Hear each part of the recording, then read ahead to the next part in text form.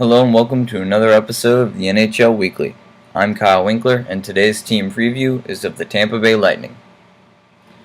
I am a huge supporter of Steven Stamkos. I think that he is a fantastic goal scorer, and he's a natural goal scorer, and that duo between him and St. Louis is fantastic.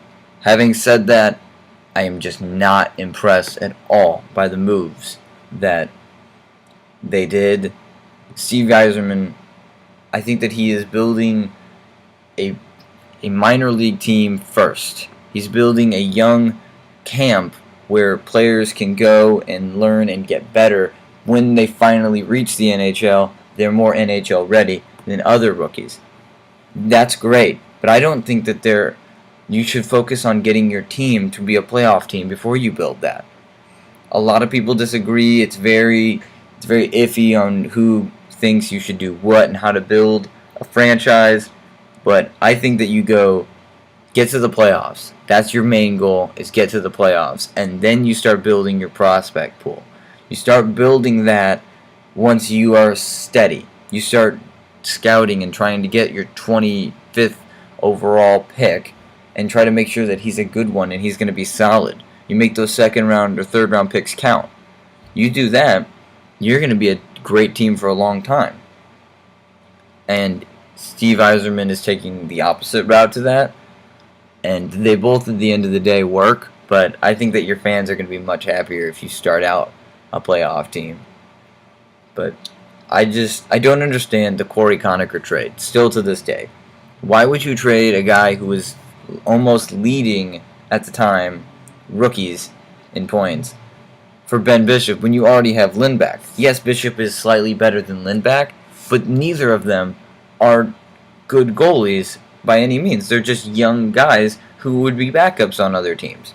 So why would you trade Corey Conacher for that? I don't understand.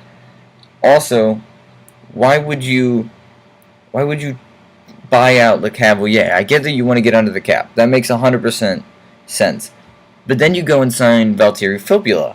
It's like you are saving $2 million in cap space, so you look like you're under the cap, and you're actually spending the same amount because you're spending the $2 million extra in buyout penalty to LeCavalier, and then plus the $5 million contract to Filppula. You're still paying $7 million. So why did you buy out LeCavalier? You have an awful defense. It doesn't do the right plays, and it's very spotty, and it's not really that offensive either. So you know what you do? You trade Eric Brewer and Oland, and you get them out of your system, and you take that money, then you sign Filppula, and you commit to the offense first team instead of buying out your captain and a guy who wanted to retire there, and then trading away your star rookie, and then sign an older guy who isn't frankly worth $5 million. I don't understand. It doesn't seem like the right moves, but then again, they have Brett Connolly coming up. They have Tyler Johnson and other guys they're looking good, and I think that they're going to have a big impact on the season.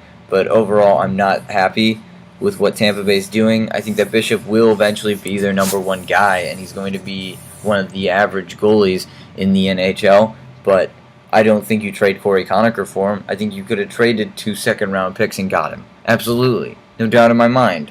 And I don't understand, but I'm not Steve Yzerman, so I don't get to make these calls.